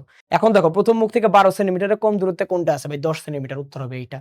তোমাকে আবার বুঝাই দিই যে ভাই আমাদের যখন দুইটা গ্যাস দেওয়া থাকবে তখন মাথায় রাখবা যে ভাই কোনটার ব্যাপন হার দ্রুত হবে, যেটা মলিকুলার ম্যাস কম সেটার ব্যাপন দ্রুত হবে। সো এই জায়গায় দেখো মলিকুলার ম্যাস কম কোনটার? এইটার, তো এটার ব্যাপন হবে দ্রুত। তো এটা দ্রুত হইলে কি যে ভাই প্রথম মুখের থেকে বেশি কাছে হবে। তো দেখো 25 এর অর্ধেক কত? 12.5। তো 12.5 হচ্ছে কম হবে প্রথম মুখ থেকে দূরত্ব। তো উত্তর কি হবে? প্রথম মুখ থেকে যেটা হলো 12 সেন্টিমিটার, 12.5 চেয়ে কম আছে। উত্তর কি? প্রথম মুখ থেকে 10 সেন্টিমিটার ভিতরে। বুঝতে পারছো কি পারো নাই? খুবই সহজ। তারপরে নিচে কোনটা গ্রাহামের ব্যাপন সূত্র আমরা জানি যে এটা যদি এক্সপ্রেশন করতে চাই তাহলে আমাদের কি r is proportional to 1 by m root over, এটাকে আমরা লিখতে পারি r1 root over m1 is equal to r2 root over m2। এটা যেটা আছে সেটাই উত্তর হবে ক। তারপরে একই শর্তাদি নিচের কোন গ্যাসটি ব্যবহৃত হতে অধিক সময় লাগবে? যেটা মলিকুলার মাস বেশি সেটা বেশি সময় লাগবে। এটার মধ্যে মলিকুলার মাস কোনটার বেশি? ভাই দেখেই বোঝা যাচ্ছে সালফার ডাই অক্সাইডের বেশি। তো এটা ব্যাপন হইতে অধিক সময় লাগবে। একই রিলেটেড অনেকগুলো ম্যাথ তুমি পাবা। নিচের কোন গ্যাসটির ব্যাপন হার সর্বাধিক? যেটার মলিকুলার মাস কম সেটার। এখানে মলিকুলার মাস কম কোনটার? ভাই মিথেনের। কোনটার ভাই? মিথেনের। তারপরে নিচের কোন গ্যাসটির ব্যাপন হার সর্বাধিক? ভাই যেটার আমাদের মলিকুলার মাস কম সেটা। দেখে বোঝা যাচ্ছে হাইড্রোজেন, উত্তর হবে হাইড্রোজেন। তারপরে নিচের কোনটির ব্যাপন হার বেশি? যেটা মলিকুলার মাস কম, উত্তর হবে কি? উত্তর হবে অ্যামোনিয়া। তারপরে কোন গ্যাস ধরে ব্যাপন হার সমান? ভাই যখনই ব্যাপন হার সমান বলবে আমি তখন বের করব কোনটার এম হলো সমান, মানে আণবিক ভর সমান। এম মানে কি? আণবিক ভর কোনটার সমান? যে দুইটার আণবিক ভর সমান হবে সেটা হবে উত্তর। ভাই এখানে আণবিক ভর সমান কোনটার? ভাই এই জায়গায় আণবিক ভর সমান হলো নাইট্রোজেন আর হলো কার্বন মনোক্সাইড। তারপরে কোন গ্যাসটি দ্রুত আমাদের ব্যাপিত হবে? ভাই দেখো ফ্লোরিন কি হিসেবে থাকে? ফ্লোরিন হিসেবে থাকে হলো F2, অক্সিজেন থাকে O2, নিয়ন থাকে একাই আর ক্লোরিন থাকে দুইটা। সো এই জায়গায় আমাদের মলিকুলার মাস কোনটার কম? ভাই নিয়নের কম। তো উত্তর হবে নিয়ন। তারপরে গে-লুসাকের চাপের সূত্রের গাণিতিক রূপ কোনটা? গে-লুসাকের সূত্রে কি আমাদের চাপ কি কনস্ট্যান্ট ছিল নাকি আয়তন কনস্ট্যান্ট ছিল? ভাই আয়তন কনস্ট্যান্ট ছিল। তো এই জায়গায় চাপের সাথে সম্পর্ক P is proportional to T, আমি বলছিলাম এই রিলেটেড প্রশ্ন আসবে। তো উত্তর হলো P is proportional to T। তারপরে নির্দিষ্ট ভরের কোনো গ্যাসের চাপ অর্ধেক হ্রাস এবং তাপমাত্রা যদি দ্বিগুণ করা হয় আয়তন কত হবে? ভাই দেখো আমাদের এখানে কোন সূত্রটা যাবে? PV is equal to nRT। আমাকে বের করতে বলছে কি আয়তন, তো আমি ওই পাশে নিয়ে যাব। V is equal to nRT by P, nRT by P। আমি যদি nRT কি দুইটা কনস্ট্যান্ট, nRR সরি দুইটা হলো কনস্ট্যান্ট, দুইটাকে বাদ দিয়ে দিলাম। So V is proportional to T by P। V is proportional to কি? T by P। এখন V is proportional to T by P বলে এখন কি বলছে? চাপ হলো অর্ধেক হ্রাস হইছে। চাপ কি হইছে? অর্ধেক হ্রাস। চাপ হইছে হাফ আর তাপমাত্রা হইছে দ্বিগুণ। তাপমাত্রা হইছে কি? দ্বিগুণ। এই হাফটা কি উপরে চলে যাবে না? হাফটা যদি উপরে চলে যায় তাহলে কি হবে? 2 × 2 is equal to 4। তার মানে আমাদের আয়তন হবে কত গুণ? আয়তন হবে 4 গুণ। আয়তন হবে কয় গুণ? 4 গুণ। এইভাবে ম্যাথগুলা করবা যে ভাই আমাদের দুইটা প্রপোর্শনাল বানাই ফেলছি, নিচে কি আমাদের অর্ধেক হ্রাস করছে সো হাফ, আর উপরে হলো টি হলো 2, সো এটাকে উপরে নিয়ে যাব। তাহলে কি 2 × 2 কত? 4। এখন 4 কি কোথাও অপশন আছে? নাই। সো উত্তর হবে কোনোটি নয়। ওকে। তারপরে তাপমাত্রার সাথে গ্যাসের আয়তনের পরিবর্তন হয় কোন সূত্রে? তাপমাত্রার আয়তন, চাপ হলো কনস্ট্যান্ট, কোনটাই ছিল? চাপ কনস্ট্যান্ট, চার্লস। উত্তর কি? চার্লসের সূত্র। এ হিলিয়ামের উৎক্রম তাপমাত্রা কত? ভাই হিলিয়াম আর হাইড্রোজেন এই দুইটার উৎক্রম তাপমাত্রা ভাই পরীক্ষা আসবেই আসবে। একটা হলো -80 আর একটা হলো -240। আমরা জানি -80 হলো হাইড্রোজেনের আর হিলিয়ামের হলো -240। ওকে, তাহলে হিলিয়ামে কত? -240, হাইড্রোজেনের -80°C। তারপর এসটিপিতে এত গ্যাসের আয়তন কত? ভাই অক্সিজেনের মলিকুলার মাস কত? 32। সো 1 মোলে থাকবে 32 গ্রাম, মানে 32 গ্রামে 1 মোল। 64 গ্রামে কত মোল? ভাই 64 গ্রামে হলো আমাদের 2 মোল। 64 গ্রামে হলো 2 মোল। তাহলে আমাদের বলো এসটিপিতে আয়তন কত হবে?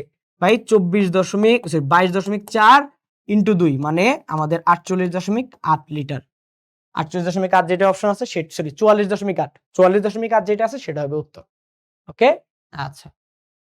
তারপরে 16 গ্রাম অক্সিজেনে কয়টি অক্সিজেন অণু আছে? ভাই 16 গ্রাম অক্সিজেন কি বলছে? 16 গ্রাম অক্সিজেনে কয়টি অক্সিজেন অণু আছে?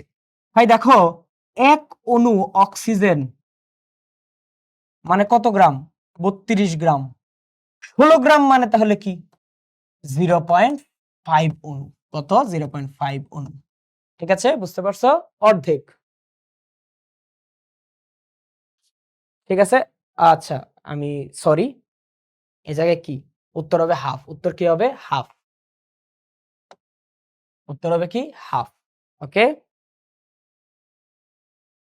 তারপর ভাই আমাদের আচ্ছা আচ্ছা সরি, ও না ঠিকই আছে। তারপর আমাদের এসিটিপিতে তাপমাত্রা, এটা কিন্তু মনে রাখবা ভাই, এটা হবে হাফ হাফ হাফ। তারপর এসিটিপিতে তাপমাত্রা কত ভাই? এসিটিপি মানে কি? যে ভাই এসিটিপি মানে হলো 25 ডিগ্রি সেলসিয়াস। এসিটিপি মানে কি 25 ডিগ্রি সেলসিয়াস মানে কত? 29 298 কেলভিন, 298 কেলভিন। ঠিক আছে, বুঝতে পারছো? তাহলে উত্তর কি? উত্তর হলো আমাদের 25 ডিগ্রি সেলসিয়াস। আবার কেউ বলে 298 ডিগ্রি সেলসিয়াস দিয়ে দিও না। তারপরে 32 গ্রাম অক্সিজেন গ্যাসের জন্য আদর্শ সমীকরণ কি ভাই? 32 গ্রাম অক্সিজেন গ্যাস মানে সেটা কি ভাই? 1 মোল। 1 মোল মানে কি? PV is equal to NRT. N এর জায়গায় বসাবা 1, তার মানে কি PV is equal to RT. PV is equal to RT. তারপরে P by T is equal to K কোন সূত্রকে প্রকাশ করে ভাই? পি আর টি এর মধ্যে সম্পর্ক কোনটাই ছিল? চাপীয় সূত্র বা গেল-লসাক সূত্র। চাপীয় সূত্রকে আমরা কি বলি? গেল-লসাক সূত্র। তাহলে উত্তর কি হবে? চাপীয় সূত্র। তারপর 6 মোল অক্সিজেন 14 মোল নাইট্রোজেন গ্যাসের মিশ্রণে চাপ এত হলো, অক্সিজেনের আংশিক চাপ কত?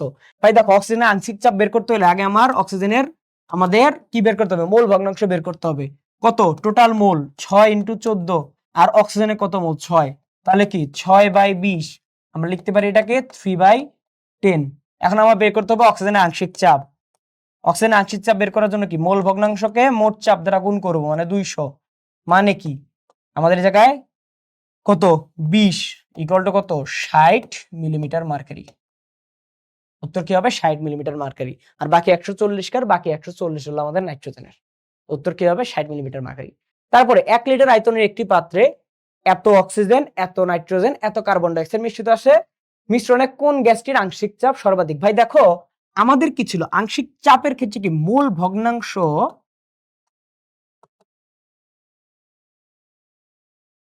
ইনটু মোট চাপ। মোল ভগ্নাংশ একটু মোট চাপ ছিল না? মোল ভগ্নাংশ একটু মোট চাপ। এখন দেখো, যেটার মোল ভগ্নাংশ বেশি হবে সেইটাই কি আমাদের সবচেয়ে বেশি আংশিক চাপ পাবে না? সেটাই সবচেয়ে বেশি আংশিক চাপ পাবে। তাহলে এই জায়গায় মোল ভগ্নাংশ কার বেশি হবে? যার মোল সংখ্যা বেশি হবে। যার মোল সংখ্যা বেশি হবে। এই জায়গায় আমাদের মোল সংখ্যা কার বেশি? ভাই দেখো, অক্সিজেনের আমাদের আণবিক ভর কত? 32। নাইট্রোজেনের কত? 28। কার্বন ডাই অক্সাইডের কত? 44। এখন এটা সবগুলো একই পরিমাণে আছে, সবগুলো কি একই পরিমাণে আছে? এখন সবগুলাই যদি একই পরিমাণে থাকে, যেইটার আমাদের আণবিক ভর কম, মানে এই যে দেখো 28, যেটার আণবিক ভর কম সেটার মোল সংখ্যা বেশি হবে না? যেটা আণবিক ভর কম সেটা কি মোল সংখ্যা বেশি হবে? কারণ সবগুলো তো একই পরিমাণে আছে। তো যেটার আণবিক ভর কম সেটার মোল সংখ্যা বেশি, তার মানে সেটার মোল ভগ্নাংশ বেশি, তার মানে সেটার মোট চাপ বেশি। তাহলে এই জায়গায় কার আংশিক চাপ সর্বোচ্চ হবে? নাইট্রোজেন। তাহলে প্রমাণ তাপমাত্রা ও চাপে কোন গ্যাসের 1 গ্রাম সবচেয়ে বেশি আয়তন দখল করে? দেখো, কোন গ্যাসের 1 গ্রাম মানে 1 গ্রাম ওয়েট সবার ক্ষেত্রে সেম। ওয়েট সবার ক্ষেত্রে সেম। আমার বেশি আয়তন দখল করার জন্য মোল সংখ্যা বেশি হইতে হবে। কি বেশি হইতে হবে? মোল সংখ্যা। আবার সেম কনসেপ্ট, মোল সংখ্যা যদি বেশি হইতে হয় তাহলে আণবিক ভর এই জায়গায় কম হইতে হবে। কি হইতে হবে? আণবিক ভর কম। আণবিক ভর সবচেয়ে কম কার ভাই? হাইড্রোজেনের। তো উত্তর হবে হাইড্রোজেন। কারণ আমি যখন মোল সংখ্যা বের করতে যাব, n = W/V, ঠিক আছে? সরি, আমি n = W/M। সো এই জায়গায় আণবিক ভর যত কম তাহলে আমাদের কি মোল সংখ্যা তত বেশি না? আণবিক ভর যত কম মোল সংখ্যা তত বেশি। তো এই জায়গায় উত্তর হবে কি? হাইড্রোজেন। তারপরে বৈশ্বিক উষ্ণতা বৃদ্ধিতে কোন গ্যাসটির ভূমিকা সবচেয়ে বেশি? ভাই কোনটা সবচেয়ে বেশি? প্রধান গ্রিন হাউস গ্যাস কোনটা? ভাই কার্বন ডাই অক্সাইড। বলো তো ভাই, পৃথিবীর গড় তাপমাত্রা কত?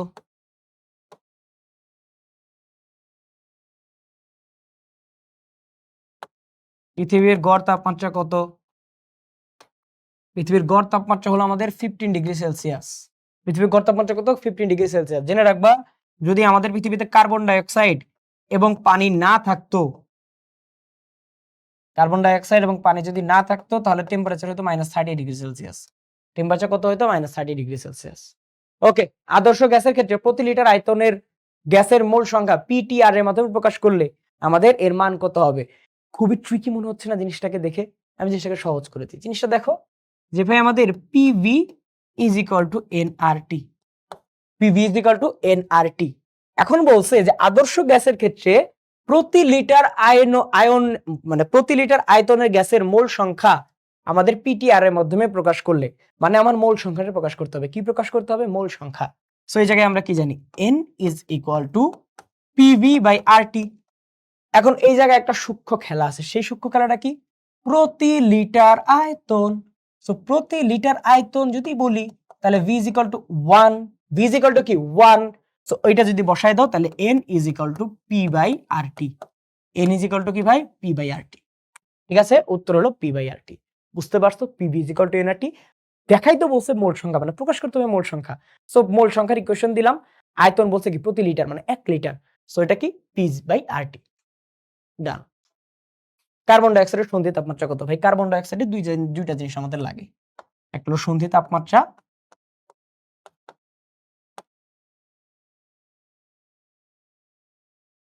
আর একটা হলো সন্ধি চাপ।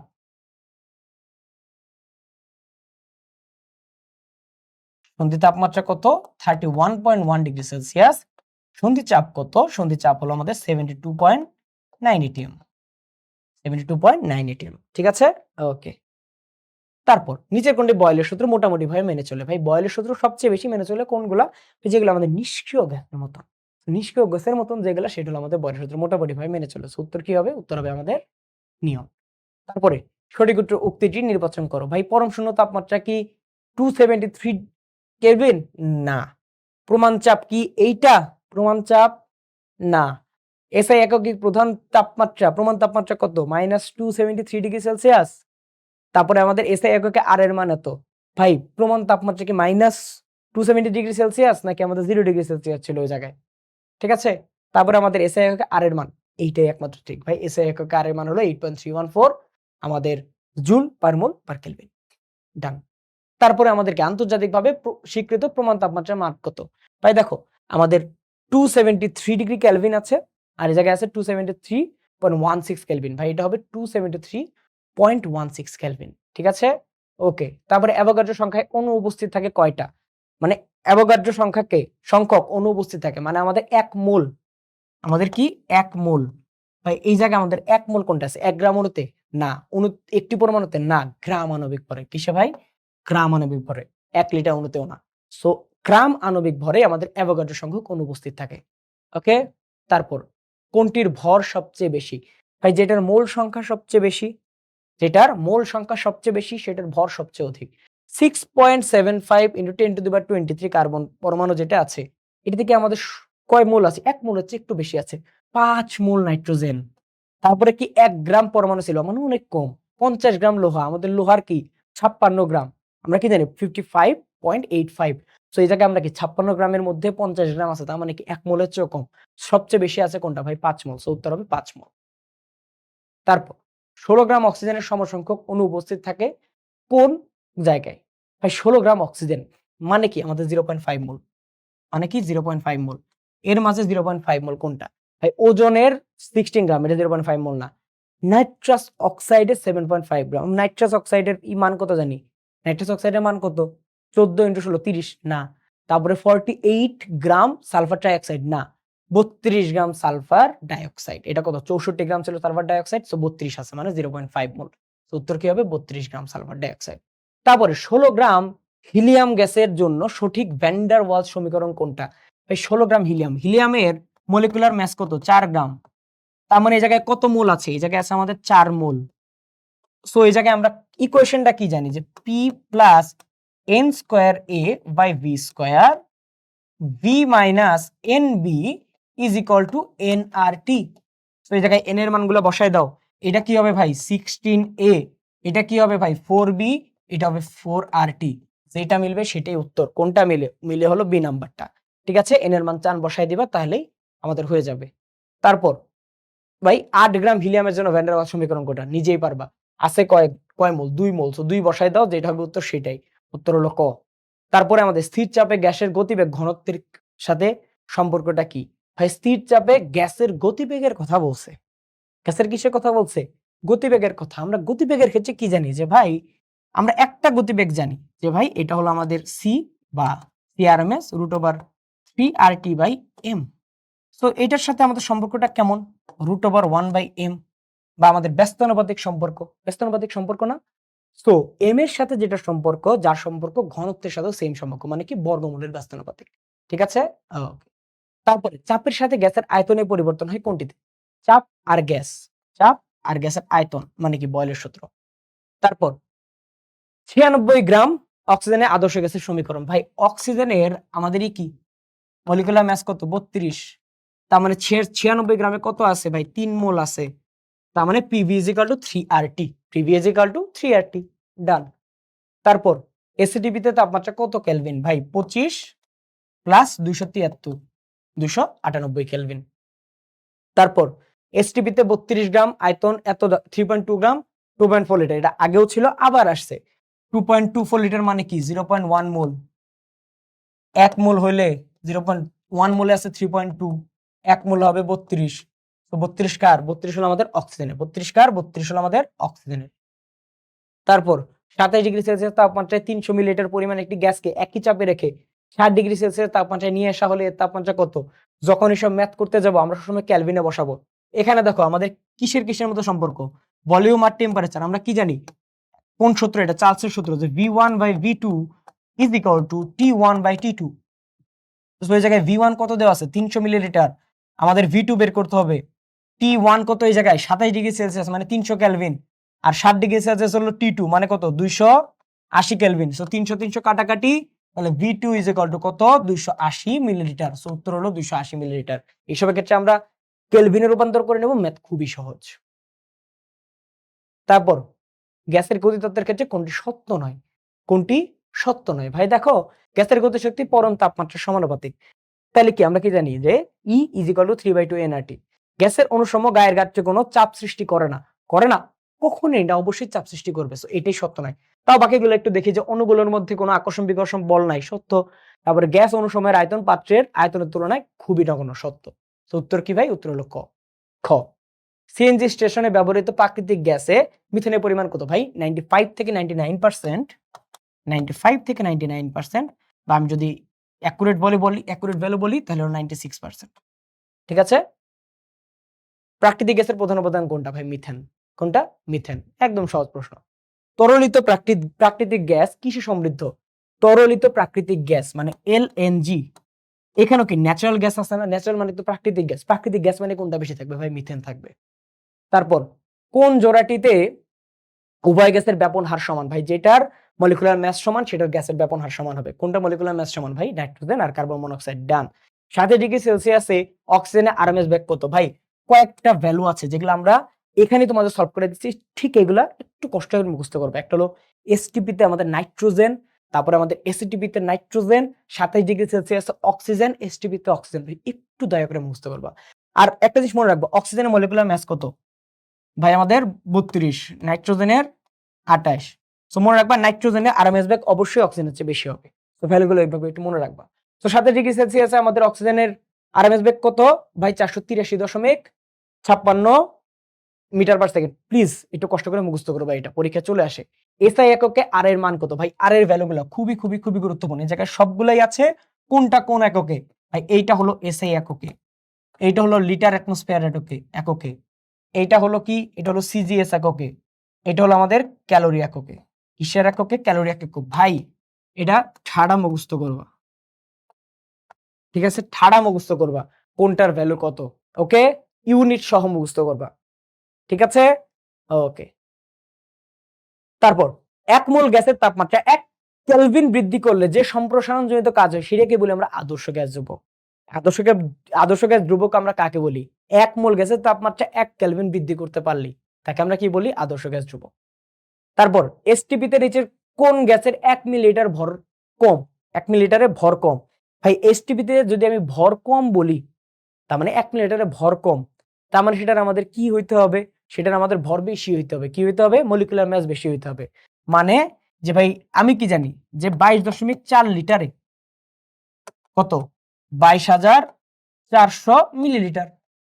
তো 22,400 মিলিলিটারে কোন একটা গ্যাসের হলো এম, মলিকুলার মাস হলো এম। সো 1 মিলিলিটারে কত হবে? 1 মিলিলিটারে হবে M by 22,400, M by 22,400। So এই জায়গায় কি আমাদের এম যত ছোট হবে এই জায়গায় আমাদের এম যত ছোট হবে আমাদের ওইটার ভর তত কম হবে, মান তত কম হবে। সো এই জায়গায় আমাদের ভর যখন আমি কমের কথা বলবো, সো এই জায়গায় আমাদের কি হবে যে ভাই আমাদের যেটার ভর সবচেয়ে মলিকুলার মাস সবচেয়ে কম সেটারই আমাদের 1 মিলিলিটারে ভর তত কম হবে। ঠিক আছে, তো যেটার মাস আমার সবচেয়ে কম সেটার 1 মিলিলিটারে ভর তত কম হবে। ওকে, আচ্ছা। তারপরে 32 কেলভিন তাপমাত্রায় অক্সিজেনের আরএমএস বেগ কত? ভাই আমরা কি জানি, CRMS is equal to root over 3RT/m। এই জায়গায় আমাদের টি এর মান দেওয়া আছে, so root over 3R into 32। আর অক্সিজেনের আমরা মলিকুলার ম্যাস জানি, সেটা কত? 32। সো 32 কাটাকাটি হইলে সেটা হবে root over 3R, root over 3R। উত্তর কি? Root over 3R। ঠিক আছে, ওকে। তারপর গ্যাসের ঘনত্ব মাপতে হয় কিসের মাধ্যমে? ভাই গ্যাসের ঘনত্ব আমরা মাপতে কোন জিনিসটা ইকুয়েশন ব্যবহার করি? পিভি ইকুয়াল টু এনআরটি থেকে আসতেছে না, তো আমরা সেটা হলো আইডিয়াল গ্যাস ইকুয়েশন। সেটা কি? Ideal gas equation. Litre atmosphere একক আর এর মান কত? যেটাতে লিটার অ্যাটমসফিয়ার আছে সেটাই, সেটা কত? 0.082। তারপরে 300 কেলভিন তাপমাত্রায় বাতাসের নাইট্রোজেন অণুর আরএমএস বেগ কত? ভাই আমি বলছি এই কয়েকটা আমাদের লাগবেই লাগবে। ঠিক আছে, সেটা কত? 516 মিটার পার সেকেন্ড। কত? 516 মিটার পার সেকেন্ড। তারপরে সিজিএস একক আর এর মান কত? যেটাতে আর্জ আছে, আর্জ। সো উত্তর কি হবে? খ। তারপরে এসআই এককে বোল্টজম্যান ধ্রুবকের মান কত? ভাই 1.38 ইনটু 10⁻⁻23। ভাই এটা আমি কিভাবে মনে রাখতাম? ভাই দেখো আমার বোল্টজম্যান ধ্রুবক কি 8.314 কে আমি অ্যাভোগাড্রো নাম্বার দ্বারা ভাগ করব। 8.314 কে আমরা কি অ্যাভোগাড্রো নাম্বার দ্বারা ভাগ করব। সেটা যদি আমি ভাগ করি তাহলে দেখো 8.314 বাই 6.023 ইনটু 10⁻23, 6.023 ইনটু 10⁻23। এখন দেখো এই 10⁻23 কে আমরা উপরে নিয়ে যেতে পারি না, সো এটা কি হয়? আমি এটা বাদ দিলাম, সো 8/6 ইনটু 10⁻⁻23, এটা ইকুয়াল টু কি 1 পয়েন্ট সামথিং হবে না? So 1 point something into 10⁻⁻23। So যে জায়গায় 10⁻⁻23 থাকবে এবং 1 পয়েন্ট সামথিং হবে সেটা হবে উত্তর। সো এই জায়গায় 1 পয়েন্ট সামথিং আছে দুই জায়গায় এবং 10⁻⁻23 আছে এক জায়গায়, তো উত্তর হবে সেইটা। তারপরে 17 ডিগ্রি সেলসিয়াস তাপমাত্রায় কোন গ্যাসে আরএমএস বেগ সবচেয়ে বেশি? ভাই যেটার আমরা কি জানি আরএমএস বেগ মানে কি? রুট ওভার 3RT/m, মানে মলিকুলার ম্যাস যেটা সবচেয়ে কম হবে, মলিকুলার ম্যাস সবচেয়ে বেশি কম হবে যেটার, বা আণবিক ভর যেটা সবচেয়ে বেশি কম হবে। আণবিক ভর কোনটা সবচেয়ে বেশি কম? হাইড্রোজেন, সো এটা গতিবেগ সবচেয়ে বেশি হবে। তারপর এসটিপি তে অক্সিজেন গ্যাসের মানে আরএমএস বেগ কত? আমি বলছি না অক্সিজেন আর নাইট্রোজেনের পরীক্ষা আসবেই, এটা কত? 461.34 মিটার পার সেকেন্ড। তারপর ভাই নিচের কোন সমীকরণটি গ্যাসের গতি তত্ত্ব থেকে উদ্ভূত? ভাই আমরা কি জানি যে ভাই গ্যাসের গতীয় সমীকরণ কোনটা? গ্যাসের গতীয় সমীকরণ হলো ক্লসিয়াস দিছিল PV = 1/3 mnc²। এটা হলো আদর্শ গ্যাসের গতীয় সমীকরণ। তারপর স্থির তাপমাত্রায় আরএমএস বেগের সঠিক ক্রম কোনটা? ভাই দেখো যেটার ভর সবচেয়ে কম সেটার বেগ সবচেয়ে বেশি, সো ভর যেটা সবচেয়ে কম সেটা হবে আমাদের সঠিক ক্রমের শুরু।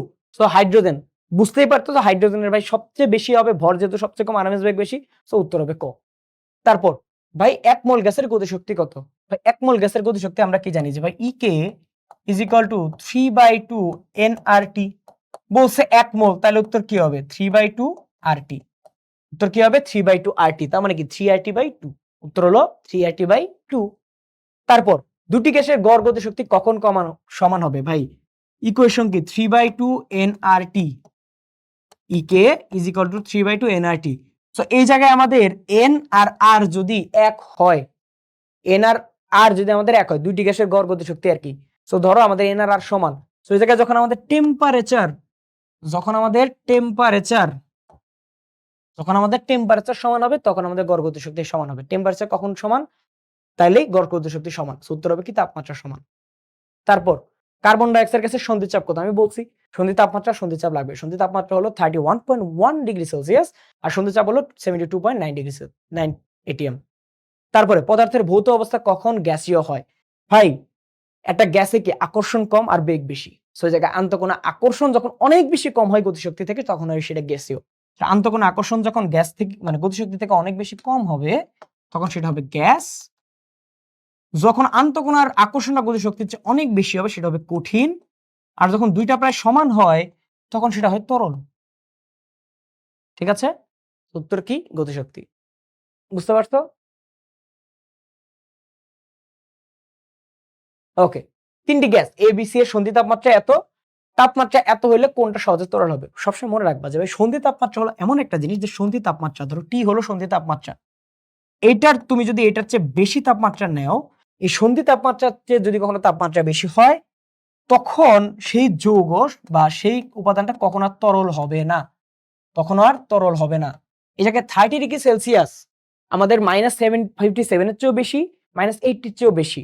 কম শুধু কোনটার চেয়ে 31 এর চেয়ে। তার মানে 31 এর চেয়ে যেহেতু কম আছে সেইটাই শুধুমাত্র তরল হবে। বাকিগুলো তরল হবে না।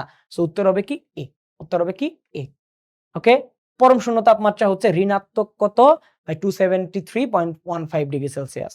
তারপরে ভাই আদর্শ গ্যাসের সংকরণশীলতা Z এর মান কত? ভাই Z এর মান হলো 1। আদর্শ গ্যাসের ক্ষেত্রে 1। ওকে? সো আজকের আমাদের যে পরিবেশ রসায়নের প্রথম পার্ট এই পর্যন্ত। আশা করি ক্লাসটা বুঝতে পারছো। আমাদের পরবর্তী পার্টটা অবশ্যই দেখে নেবো। ওইখানে কিন্তু অনেক গুরুত্বপূর্ণ এমসিকিউ আছে। ওকে? সো আসসালামু আলাইকুম।